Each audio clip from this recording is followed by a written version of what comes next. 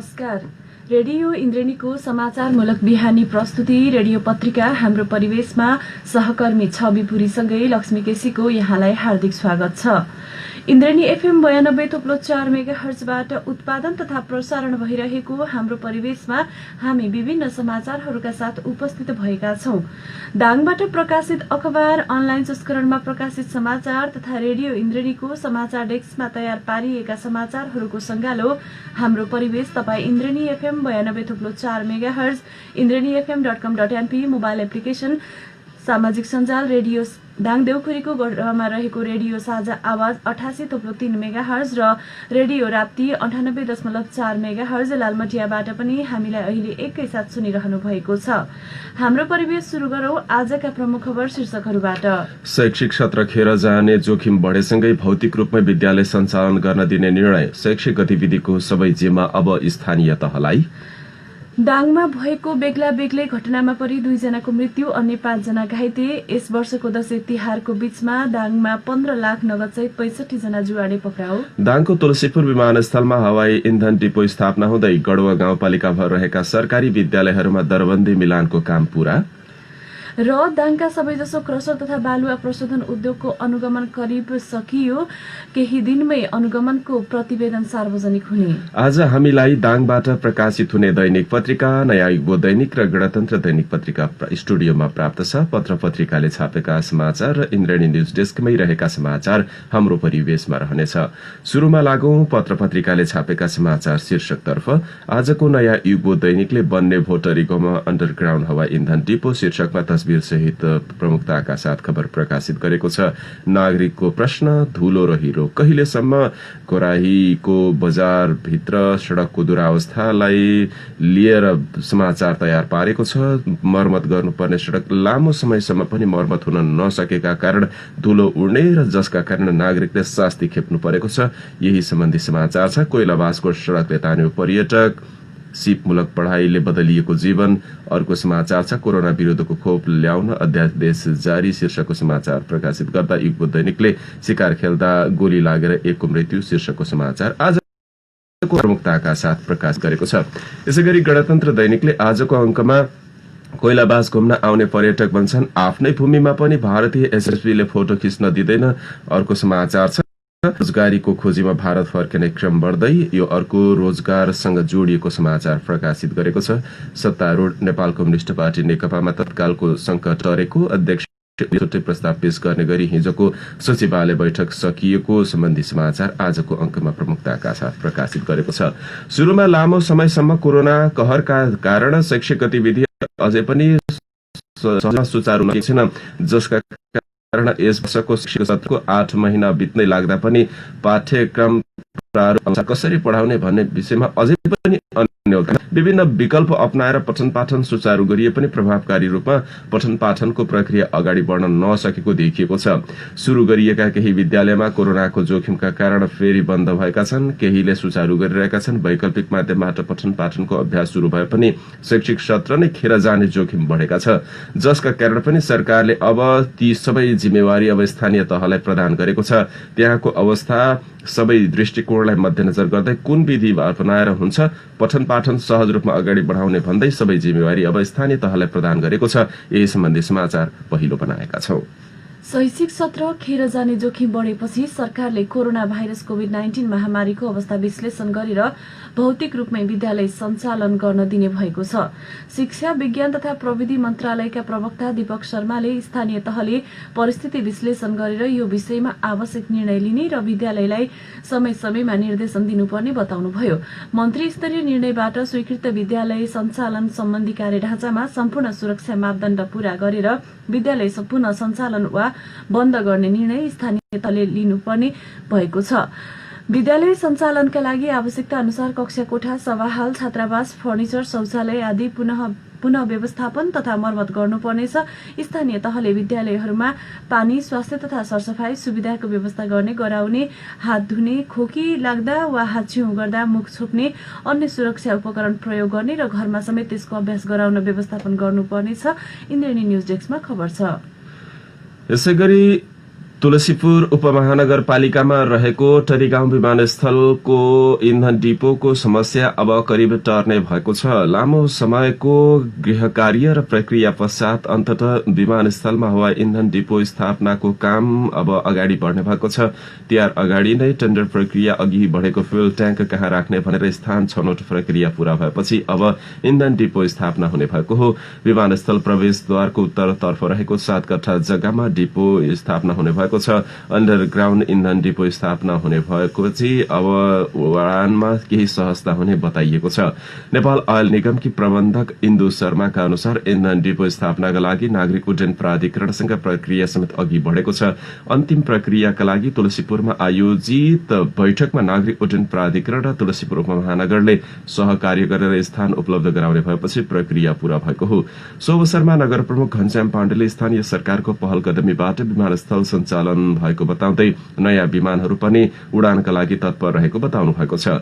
इन्धन डिपोको अभावमा काठमाडौँबाट नै फर्कने इन्धन समेत बोकेर आउनु पर्ने भएको हुँदा क्षमताभन्दा कम संख्यामा विमानले यात्रु बोक्नु परेको समस्या थियो, जसका कारण हवाई उडानमा थप समस्या थियो। अब ती समस्या टरेर जानेछ भने सहज रूपमा हवाई सेवा सुचारू हुने भएको छ। इन्द्राणी न्यूज डेस्कमा समाचार छ।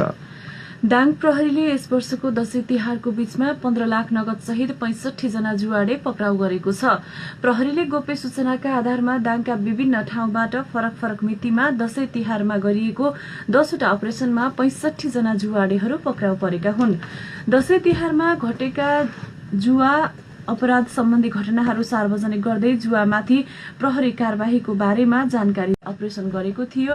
इन्द्रेणी न्यूज डेस्कमा खबर छ। दाङमा भएको बेग्ला बेग्लै घटनामा परि 2 जनाको मृत्यु भएको छ। अन्य 5 जना घाइते भएका छन्। जिल्लाको बंगलाचुलीमा बन्दुकको गोली लागेर 1 जनाको ज्यान गएको छ भने बबई नदीमा डुबेर 1 जनाको मृत्यु भएको जिल्ला प्रहरी कार्यालय दाङले बताएको छ। जिल्ला प्रहरी कार्यालय दाङले दिएको जानकारी अनुसार देउखुरीमा मोटरसाइकल ठोकिँदा 2 जना घाइते भएका छन् भने जीपले मोटरसाइकललाई ठक्कर दिँदा 1 जना घाइते भएका छन्। उता तुलसीपुर क्षेत्रमा भएको बेग्ला बेग्लै दुर्घटनामा 2 जना घाइते भएका छन्।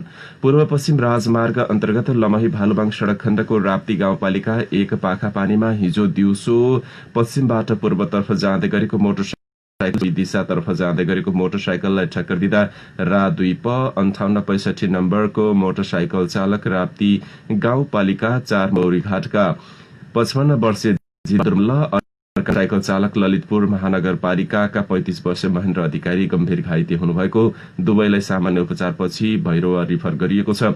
यस्तै भालुबाङमै जीपको ठक्करबाट मोटरसाइकल चालक झिमरुक गाउँपालिका 1 का 38 वर्षीय कृष्ण बहादुर खत्री पनि घाइते हुनुभएको छ। उता बबई गाउँपालिकामा भएको छुट्टा छुट्टै दुर्घटनामा परेर 2 जना गम्भीर घाइते भएका छन्। रामपुरबाट हंसपुरतर्फ जाँदै गरेको ट्र्याक्टरले राति 7:45 बजेतिर बबई गाउँपालिका 3 पतेरीमा ठक्कर दिँदा सोही ठाउँका 66 वर्षकी रामकली ओली गम्भीर घाइते हुनुभएको हो। उहाँको सामान्य उपचारपछि थप उपचारका लागि कोहलपुर रिफर गरिएको छ। यस्तै पुरनधराबाट तुलसीपुरतर्फ जाँदै गरेको मोटरसाइकल बबई गाउँपालिका 6 पञ्चकोलेमा करिब साँझ 7 बजेतिर अनियन्त्रित भई पल्टिँदा मोटरसाइकल चालक तुलसीपुर बेलुवाका 23 वर्षीय दिपेन्द्र कुँवर घाइते भएका छन्। राप्ती प्रादेशिक अस्पताल तुलसीपुरमा सामान्य उपचारपछि थप उपचारका लागि ओलीलाई पनि कुँवरलाई पनि कोहलपुर रिफर गरिएको छ। यस्तै बबई नदीमा डुबेर 1 जनाको मृत्यु भएको छ। बबई गाउँपालिका 5 खैरो बस्तीका 55 वर्षीय अमृत खड्काको बबई नदीमा नुहाउने क्रममा डुबेर मृत्यु भएको इलाका प्रहरी कार्यालय तुलसीपुरले जानकारी गराएको छ। कोरोना महामारीमा ज्यान जोगाउन भन्दै विदेशबाट फर्किएकाहरूलाई स्वदेशमै रोजगारी दिने दावी गरेको सरकारले उनीहरूको एकिन तथ्याङ्क अझै पनि संकलन गर्न नसकेको पाइएको छ। गत माघमा चीनको वुहानबाट कोरोना देखिएपछि नेपालीहरू फर्किने क्रम सुरु भए पनि सरकारसँग कोभिडका कारण ठ्याक्कै कति नेपाली फर्किए त्यसको एकिन तथ्याङ्क भने छैन। श्रम मन्त्री रामेश्वर राय यादवले एकिन तथ्याङ्कको अभावमा बेरोजगार बनेकाहरूलाई रोजगार दिन नसकिएको स्वीकार गर्नुभएको छ। उहाँका अनुसार महामारीका बेला विदेशबाट फर्किएकाको तथ्याङ्क संकलनको काम बल्ल तल्ल थालिएको छ। सरकारले रोजगारी दिन नसकेकाले महामारीकै बीचमै विदेशी क्रम पनि बढेको सरकार बढेपछि सरकारको चर्को आलोचना समेत हुँदै आएको छ। अर्थ मन्त्रालयको प्रस्तावमा कार्तिक 24 गते मन्त्री परिषद बैठकले रोजगारी सम्भाव्यता अध्ययन गर्ने निर्णय गरेको थियो। सोही निर्णय अनुसार तथ्याङ्क संकलनका लागि स्थानीय तहलाई पत्राचार गरिएको श्रम मन्त्री यादवको भनाइ छ। सरकारको निर्णय अनुसार संघीय मामिला तथा सामान्य प्रशासन मन्त्रालयले 15 दिनभित्र तथ्याङ्क संकलन गरी पठाउन स्थानीय तहहरूलाई निर्देशन दिइसकेको छ। मन्त्रालयका सहसचिव विष्णु दत्त गौतमका अनुसार कोभिडका कारण फर्किएका र अध्ययन गरेकाहरू र बेरोजगारको विवरण संकलन गरिँदैछ। भारतमा कोरोना संक्रमण बढ्न थालेपछि त्यसबाट बस्न भारतबाट ठूलो संख्यामा नेपालीहरू आएका थिए, तर पछिल्लो समय रोजीरोटी धान्नै कठिन भएपछि दशैं तिहारको मतलबै नगरी रोजीरोटीको खोजीमा उनीहरू भारत फर्किरहेका छन्। रोजगारीको खोजीमा भारत फर्किने क्रम बढ्दै तस्बिरसहित गणतन्त्र दैनिकमा खबर प्रकाशित छ। शिकार खेल्न गएका 2 व्यक्ति मध्ये आफ्नै साथीले बोकेको बन्दुक पड्किएपछि 1 जनाको मृत्यु भएको छ। जिल्लाको बंगलाचुली गाउँपालिकामा शिकार खेल्न गएका 1 जनाको बन्दुकको गोली लागि मृत्यु भएको हो। दाङको बंगलाचुली गाउँपालिका वडा नम्बर 2 टाकुराको गर्जेङ खोलामा शिकार खेल्न गएका आफ्नै साथीले बोकेको बन्दुक पड्किएर उनको मृत्यु भएको हो। जंगलमा दिनभर शिकार खेलेर घर फर्कदै गर्दा बन्दुक बोकेका 27 वर्षीय टोप बहादुर घरती चिप्लिएर लड्दा आफैले बोकेको बन्दुक पड्किएपछि पछाडि आउँदै गरेका अर्का 41 वर्षीय भोज बहादुर घरतीको छातीमा गोली लाग्दा उनको मृत्यु भएको हो। शिकार नभेटेपछि राति उनीहरू करिब 8 बजेतिर घर फर्कदै गर्ने क्रममा सो घटना भएको थियो। घटनामा संलग्न टोप बहादुरलाई बन्दुकसहित प्रहरीले नियन्त्रणमा लिई आवश्यक कानूनी कार्यवाही अघि बढाएको छ। उता सल्यानमा गुडिरहेको बसबाट खसेर 1 युवकको मृत्यु भएको छ। जिल्ला प्रहरी कार्यालय सल्यानका अनुसार बाफी खोलाबाट दाङका लागि छुटेको ना 5ख 1001 नम्बरको बसबाट खसेर बागचौर नगरपालिका 11 का बाफी खोला बस्ने 21 वर्षीय एकराज खड्काको मृत्यु भएको हो। हिजो दिउँसो खरीबोट नजिकै गुडिरहेको बसबाट एक्कासी खसेर गम्भीर घाइते भएका खड्काको स्थानीय मेडिकलमा सामान्य उपचार पश्चात जिल्ला अस्पताल पुर्याए लगत्तै चिकित्सकले मृत घोषणा गरेका थिए। ती युवक बसको ढोका छेउमा बसेको र सड़कको खाल्डाखुल्टी भएकाले बस ढल्किँदा एक्कासी खसेको गाडी चालकले बताएको प्रहरीको भनाइ छ। इन्द्राणी न्यूज डेस्कमा समाचार छ। भारतसँग जोडिएको दाङको कोइलाबास नाका स्थित 10 गजामा सेल्फी लिने र 10 गजाको फोटो खिच्नेको लामो लर्को नै लाग्यो। मंगलबार कोइलाबास नाकामा आन्तरिक तथा बाह्य पर्यटकहरूको सेल्फी लिने र 10 गजाको फोटो खिच्नेहरूको लर्को लागेको हो। सीमा क्षेत्रमा पर्यटकहरूको खचाखच भिडभाड थियो। पहिलो पटक सीमा स्तम्भमा पुगेर फोटो खिचाउने ठूलो इच्छा थियो लमही नगरपालिका वडा नम्बर 5 लमही निवासी ओम प्रकाश सुवेदीलाई। तर 10 गजामा रहेको नेपाल भारत लेखेको 39 नम्बर पिलरमा भारतीय एसएसपी द्वारा फोटो खिच्न नदिँदा उहाँले दुखेसो पोख्नुभयो। भारतसँग जोडिएको लमही कोइलाबास हुलाकी राजमार्ग कालोपत्रे भएपछि कोइलाबास नाकामा पर्यटकहरूको संख्या हत्ते बढेको छ। बाबुबाजेले नुन बोकेको र नेपालको जनकपुर धाम पछिको दोस्रो ठूलो राम जानकी मन्दिर भएको हुनाले कोइलाबास नाकामा आन्तरिक तथा बाह्य पर्यटकहरूको घुइँचो लाग्ने गरेको छ। घुम्न आउने प्राय सबै पर्यटकहरूले सीमा क्षेत्रमा रहेको नेपाल भारत 10 गजा स्थित 39 नम्बरको नेपाल लेखेको पिलरमा भारतीय एसएसपीले फोटो खिच्न नदिएको गुनासो पोख्ने गरेका छन्। भारतीय सशस्त्र क्याम्पको खिच्छन् भनेर 10 गजामा भारतीय एसएसपीले फोटो खिच्न मनाही गरेको गडवा गाउँपालिका वडा नम्बर 8 का वडाध्यक्ष सद्दाम सिद्दिकीले जानकारी दिनुभयो। भन्नुभयो सीमा क्षेत्र स्थित नेपालको प्रवेशद्वार गेटबाट नेपालतर्फ जति फोटो खिच्न पनि पाइन्छ, तर 10 गजामा गई पिलरमा बसेर फोटो खिच्दा भारततर्फ रहेको सशस्त्रको क्याम्पको फोटो हुने भएको कारण त्यसतर्फ फोटो खिच्न रोकिएको हो। यता लिपुलेक लिम्पियाधुरा र कालापानी नक्साको विवादका कारणले गर्दा त्यस्तो गर्न खोजिएको हुन सक्ने दाङका प्रमुख जिल्ला अधिकारी जयनारायण बताउनुभयो। आफ्नै भूमिमा पनि भारतीय एसएसपीले फोटो खिच्न दिँदैन। कोइलाबास घुम्न आउने पर्यटकको यो गुनासो गणतन्त्र राष्ट्रिय दैनिकमा प्रकाशित छ। यता नयाँ युग दैनिकले भने कोइलाबासको सड़कले तान्यो पर्यटक शीर्षकको समाचार प्रकाशित गरेको छ। सान रहे पनि सड़क सञ्जाल जोडिएपछि कोइलाबासमा आन्तरिक पर्यटकको दिनानुदिन त्यहाँ गएर अवलोकन गर्नेको संख्या बढ्दै गएको छ। भारत नेपालको दृश्य आफैमा मनमोहक तत्कालीन अवस्थामै रहे पनि सडक सञ्जाल नजोडिँदा त्यहाँ पुग्ने कतिपय नागरिकहरूले त्यहाँको अवस्था के हो भन्ने जान्न पाएका थिएनन्। तर अहिले सडक सञ्जाल जोडिएपछि निकै सहज भएको छ, जसका कारण आन्तरिक पर्यटकहरू त्यहाँको अवस्था बुझ्न जाने गरेका छन्। कुनै समय ठूलो चहल पहल रहने गरेको कोइलाबास नाका एक समय सुनसान बनेको थियो, अब बिस्तारै फेरि चलायमान बन्न थालेको छ। तर आर्थिक गन्तव्य दृष्टिकोणले बनाउन अझै भने धेरै कसरत गर्नुपर्ने देखिन्छ।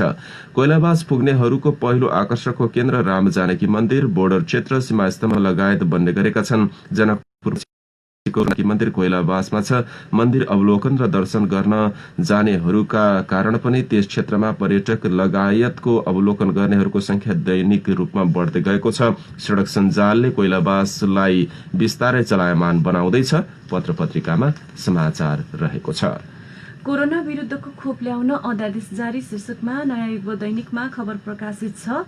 कोरोना भाइरस विरुद्धको औषधि ल्याउन कानूनी सहजताका लागि राष्ट्रपति विद्यादेवी भण्डारीले औषधि अध्यादेश जारी गर्नुभएको छ। कोरोना विरुद्धको औषधि पत्ता लागिहाले नेपालमा ल्याउनका लागि कानूनी प्रतिकूलता हुन नदिन यसअघि सरकारले अध्यादेश सिफारिस गरेको थियो।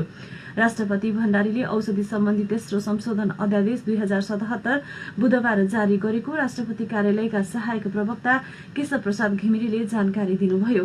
अध्यादेश जारी भएपछि कोरोनाको खोप आयात गर्न सहज हुने अपेक्षा गरिएको छ। संसद अधिवेशन नभएको अवस्थामा सरकारले तत्काल कानून जारी गर्नुपर्ने भए अध्यादेश ल्याउने चलन छ। यसरी जारी भएको अध्यादेश संसद अधिवेशनबाट पारित गर्नुपर्छ, समाचारमा भनिएको छ। दाङका सबैजसो क्रसर तथा बालुवा प्रशोधन उद्योगको अनुगमन सकिएको छ। 2 दिन लगाएर छिटफुट बाहेक सबैजसो अनुगमन सकिएको र अब प्रतिवेदन बनाउने काम भइरहेको छ। जिल्ला समन्वय समिति अधिकारी सावित्र थापाका अनुसार 2 दिन लगाएर जिल्लाभरका क्रसरहरूको अनुगमन भएको र अनुगमन गर्न बाँकी रहेको भए केही छिटफुट हुन सक्ने मात्रै बताउनुभयो। गृह मन्त्रालयको केही दिन अघिको निर्देशन अनुसार प्रमुख जिल्लाधिकारीको संयोजकत्वमा घरेलु वन, नापी, प्रहरी लगायत सम्बन्धित सबैले स्थलगत अनुगमन गरेर फर्किएको र सबैका कागजात मागिएकाले वैध र अवैध छुट्याउने दायित्व प्रमुख जिल्लाधिकारीको हातमा रहेको छ। सबैजसो क्रसरको अनुगमन सकिएकाले 1-2 दिनमा प्रतिवेदन सार्वजनिक भएपछि थाहा हुने उहाँको भनाइ छ। दर्ता हुँदा कागजात मागिएको र स्थलगत निरीक्षण गरेर अहिले नापजोख गरेमा धेरैजसो मापदण्ड बाहिर रहेको पाइने पनि उहाँको भनाइ छ। यसअघि जिल्ला समन्वय समितिले पनि क्रसरको जिल्लाभरको अनुगमन गरेर कानून विभेदका क्रसर बन्द गर्न निर्देशन दिएको थियो। जिल्ला प्रहरी कार्यालय दाङले पनि डीआईजीकै निर्देशनमा क्रसरको अनुगमन गरेर प्रतिवेदन दिइसकेको छ। दर्ता गर्दाका कागज हेर्ने र सो अनुसारको खोला हेर्ने हो भने केही बाहेक धेरै जसो वैध जस्ता देखिने र अहिले स्थलगत फित्ता लगेर नापेमा धेरै जसो मापदण्ड भन्दा बाहिर रहने जिल्ला समन्वय अधिकारी थापाको भनाइ छ। यता दाङका प्रमुख जिल्ला अधिकारी जयनारायण आचार्यले केही क्रसरको अनुगमन गर्न बाँकी रहेकाले केही दिनमै सबै काम सकाएर प्रतिवेदन सार्वजनिक हुने जानकारी गराउनु भएको छ। उहाँका अनुसार अनुगमनका क्रममा गलत र कानून विपरीत देखिने सबै कानून बमोजिम अघि बढ्ने चेतावनी समेत दिनुभएको छ। इन्द्रेणी न्यूज डेस्कमा समाचार छ। गढवा गाउँपालिका भर रहेका सरकारी विद्यालयहरूमा दरबन्दी मिलानको काम सकिएको छ। गाउँपालिकाको शिक्षा समितिको हालै सम्पन्न वृहत छलफलबाट यो विषय टुङ्गो लगाइएको समितिका संयोजक एवं गढवा गाउँपालिकाका अध्यक्ष सहजराम यादवले जानकारी दिनुभयो। शिक्षा विज्ञान तथा प्रविधि मन्त्रालय, शिक्षा तथा मानव स्रोत विकास केन्द्र, शिक्षक व्यवस्थापन समन्वय शाखाको दरबन्दी मिलान तथा पुनर्वितरण निर्देशिकाको मापदण्ड बमोजिम दरबन्दी मिलानको काम गरिएको गाउँपालिकाका शिक्षा शाखा प्रमुख श्याम विकले जानकारी दिनुभयो। इन्द्रेणी न्यूज डेस्कमा खबर छ। मंसिर 11 देखि 13 गतेसम्म काठमाडौँमा हुन लागेको नेपाल उद्योग वाणिज्य महासंघको 54औं साधारण सभा तथा निर्वाचनमा दाङका विमल रिजालले केन्द्रीय सदस्यमा मनोनयन दर्ता गर्दै हुनुहुन्छ। रिजाल तुलसीपुर उद्योग वाणिज्य संघको निवर्तमान अध्यक्ष समेत हुनुहुन्छ। साधारण सभाको उद्घाटन कार्यक्रम मंसिर 11 गते अपराह्न 4 बजेबाट शुरू हुँदैछ। 12 गते बन्द सत्र हुँदा महासंघको निर्वाचन भने 13 गते तय भएको छ। त्यसका लागि 3 ठाउँ निर्धारण गरिएको छ। निर्वाचनका लागि उम्मेदवारी मनोनयन गर्न इच्छुक सदस्य संघ संस्थाले गत आर्थिक वर्षको वार्षिक सदस्यता शुल्क, उम्मेदवारी शुल्क सहित मनोनयन पत्र र प्रतिनिधि पत्र आज बेलुकी 5 बजे भित्र महासंघको सचिवालय टेकुमा दर्ता गराइसक्नुपर्ने प्रावधान अनुसार रिजाल काठमाडौँ जानु भएको छ। महासंघको निर्वाचनमा 106 जना मतदाता रहेका निर्वाचन समितिले जनाएको छ। लुम्बिनी प्रदेशको 12 जिल्लाबाट 20 वटा उद्योग वाणिज्य संघले मतदान गर्न पाउनेछ। दाङ जिल्ला उद्योग वाणिज्य संघ, तुलसीपुर उद्योग वाणिज्य संघ, देउखुरी उद्योग वाणिज्य संघ लमहीले मतदान गर्दैछन्। यसैबीच नेपाल उद्योग वाणिज्य महासंघको हुन लागेको केन्द्रीय अधिवेशनमा दाङ जिल्ला उद्योग वाणिज्य संघको संघका निवर्तमान अध्यक्ष हेमराज बन्जाडेलाई पनि लुम्बिनी प्रदेशबाट केन्द्रीय सदस्यमा उम्मेद्वारी घोषणा गरिएको छ। नेपाल उद्योग वाणिज्य महासंघका केन्द्रीय सदस्य तथा दाङ जिल्ला उद्योग वाणिज्य पूर्व अध्यक्ष ध्रुवराज श्रेष्ठ भारीले बन्जाडेको लुम्बिनी प्रदेशबाट केन्द्रीय सदस्यमा उम्मेद्वारी घोषणा गर्नुभएको हो। इन्द्रणी न्यूज डेस्कमा समाचार रहेको छ। पछिल्लो 24 घण्टामा 1442 कोरोना संक्रमित थपिएका छन्। स्वास्थ्य तथा जनसंख्या मन्त्रालयका अनुसार सोही अवधिमा 3538 संक्रमित निको भएका छन्। हालसम्म नेपालमा कोरोना संक्रमितको संख्या 2,12,917 पुगेको छ। सक्रिय संक्रमितको संख्या 28,878 रहेको छ। पछिल्लो 24 घण्टामा 12 कोरोना संक्रमितको मृत्यु भएको मन्त्रालयले जनाएको छ। कोरोनाका कारण मृत्यु हुनेको संख्या अहिले 1259 पुगेको खबर इन्द्रणी न्यूज डेस्कमा रहेको छ। यता दाङको घोराही उपमहानगरपालिका वडा नम्बर 17 का 79 वर्षीय एक पुरुषको उपचारका क्रममा बाँकेमा मृत्यु भएको छ। कोरोना संक्रमण पुष्टि भई उपचारका लागि बाँके पुर्याइएका ती पुरुषको उपचारकै क्रममा मृत्यु भएको बाँकेका कोरोना फोकल पर्सन नरेश श्रेष्ठले जानकारी दिनुभयो। कोरोना आशंकामा राप्ती स्वास्थ्य विज्ञान प्रतिष्ठान घोराहीमा स्वाब संकलन गरी परीक्षण गर्दा कार्तिक 21 गते मात्रै उहाँमा कोरोना पुष्टि भएको थियो। होम आइसोलेसनमा उपचार गराइरहेका उहाँको स्वास्थ्य लाभ नभएपछि थप समस्या देखिएपछि मंसिर 2 गते राति नेपालगञ्ज शिक्षण अस्पताल कोहलपुर लगिएकोमा उपचारका क्रममा सम्पूर्ण विधि अपनाउँदा पनि स्वास्थ्यमा सुधार नभएपछि हिजो बिहान मृत्यु भएको कोरोना फोकल पर्सन श्रेष्ठले बताउनुभयो। यो सँगै जिल्ला बाहिरबाट बाँकेमा उपचारका लागि पुगेका मध्ये 40 जनाको अहिलेसम्म मृत्यु भइसकेको छ। यसअघि बाँके जिल्लाका 37 जना कोरोना संक्रमितको ज्यान गइसकेको छ। जिल्लाभित्र र जिल्ला बाहिरका गरी बाँकेमा मात्रै कोरोना संक्रमणबाट ज्यान गुमाउनेको संख्या 77 पुगिसकेको छ। इन्द्रणी न्यूज डेस्कमा समाचार रहेको छ। दाङको लमही नगरपालिका अन्तर्गत बगारबाबा धार्मिक विकास क्षेत्रभित्रबाट 2वटा रूख काट्दा लमही नगरपालिका 9 पैते गाउँका 2 जना स्थानीयको मृत्यु भएको छ। प्रसिद्ध बगारबाबा धार्मिक विकास क्षेत्रभित्र माइकुटीको धुनमा दाउरा प्रयोजनका लागि भनेर दशैं अगाडि मन्दिरको बगैँचाबाट सुकेको 2वटा शिशुका रूख काट्दा लमही नगरपालिका वडा नम्बर 9 पैते निवासी 40 वर्षीय रामप्रसाद चौधरी र सोही ठाउँ निवासी 50 वर्षीय देखुराम चौधरीको मृत्यु भएको गाउँका स्थानीय तथा पूर्व प्रहरी कमल चौधरीले जानकारी दिनुभयो। उहाँका अनुसार बगारबाबा धार्मिक विकास क्षेत्र शिव मन्दिर र माइकुटीको धुनमा दाउरा बाल्नको लागि दशैं अगाडि पैते गाउँका 2 जना स्थानीयले 2वटा सुकेको शिशुका रूख काटेका थिए। उक्त रूख काटेको 2 जना स्थानीय 10 दिनपछि 81 बिरामी भएपछि उपचारको लागि रामप्रसादलाई भारतको लखनऊ र देखुराम चौधरीलाई घोराहीको राप्ती स्वास्थ्य विज्ञान प्रतिष्ठानमा लगिएको थियो। देखुराम चौधरीलाई घोराहीबाट थप उपचारका लागि कार्तिक 30 गते बेलुका नेपालगञ्ज तर्फ उपचारको क्रममा लैजाँदै गर्दा बाटोमै मृत्यु भएको लमही नगरपालिका वडा नम्बर 9 का वडा सदस्य बुद्धिराम चौधरीले जानकारी दिनुभयो। यता रामप्रसाद चौधरीको हिजो मृत्यु भएको वडा सदस्य चौधरीले बताउनुभयो। इन्द्रणी न्यूज डेस्कमा खबर छ। दाङ देउखुरी राजपुर गाउँपालिका 5 जंग्रवा नौसरा जोड्ने महतिनिया खोलामा पक्की पुल निर्माण कार्य तीव्र रूपमा अगाडि बढेको छ। उक्त पुलको लम्बाई 184 मिटर र चौडाई डबल लेन हुने भएको छ। पुलमा 5 वटा पिलर बनाइदैछ, जसको गहिराई प्रति पिलर 18 मिटर र मोटाई 8 फिट हुने गरी निर्माण गरिन लागेको हो। नेपालगञ्जका साइट इन्चार्ज कृष्ण कुमार गिरीका अनुसार उक्त पुलको कुल लागत 14 करोड़ 84 लाख रहेको छ। कालाकाटे गढवा बेला राजपुर गङ्गती सिक्टा हाट बाँसुदै नेपालगञ्ज जोड्ने हुलाकी राजमार्ग निर्माणका क्रममा कालाकाटे हाट बाँस सडक खण्डको दक्षिण देउखुरीको मध्य भागमा अवस्थित महतिनिया खोलामा निर्माणाधीन सो पुल आगामी 2 वर्षभित्र सम्पन्न गर्ने गरी सम्झौता भएको हुलाकी राजमार्ग आयोजना कार्यालय नेपालगञ्जका इन्जिनियर सुनिल गुप्ताले जानकारी दिनुभयो। उक्त पुल निर्माण सम्पन्न भएपछि राजपुर गाउँपालिका वडा नम्बर 4, 5 का जंग्रहुवा, चंगुवा, हथियावा, सिमलखुट्टी, महतिनी खोला, कुरिया खोला, दुलैया, फोहरा, मोतीपुर, सालभौरी, नौसरा, गंगदी, खैरभट्टी गाउँका हजारौं स्थानीयवासी तथा साधारण माध्यमिक विद्यालय सालभौरीका हजारौं विद्यार्थी समेत प्रत्यक्ष लाभान्वित हुने भएका छन्। नयाँ युगबोध दैनिकले यो समाचार प्रकाशित गरेको छ। यिनै विविध समाचारहरूका साथ हामी हाम्रो परिवेशको अन्त्यमा आइपुगेका छौं। अब जाँदा जाँदै प्रमुख समाचार शीर्षक फेरि एकपटक। शैक्षिक सत्र खेर जाने जोखिम बढेसँगै भौतिक रूपमा विद्यालय सञ्चालन गर्न दिने निर्णय। शैक्षिक गतिविधिको अब सबै जिम्मा स्थानीय तहलाई।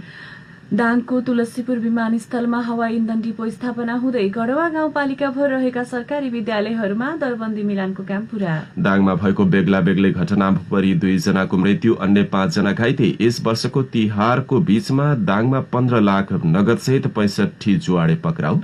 र दाङका सबैजसो क्रसर तथा बालुवा प्रशोधन उद्योगको अनुगमन करिब सकियो। केही दिनमै अनुगमनको प्रतिवेदन सार्वजनिक हुने। हवस् त अहिलेलाई हाम्रो परिवेशको यो समय सकियो। हामीलाई सुनेर साथ दिनुहुने यहाँहरू सबै श्रोतालाई धेरै धन्यवाद। सहकर्मी लक्ष्मी केसी अनि म छवि पुरी आज्ञा माग्छौं। नमस्कार।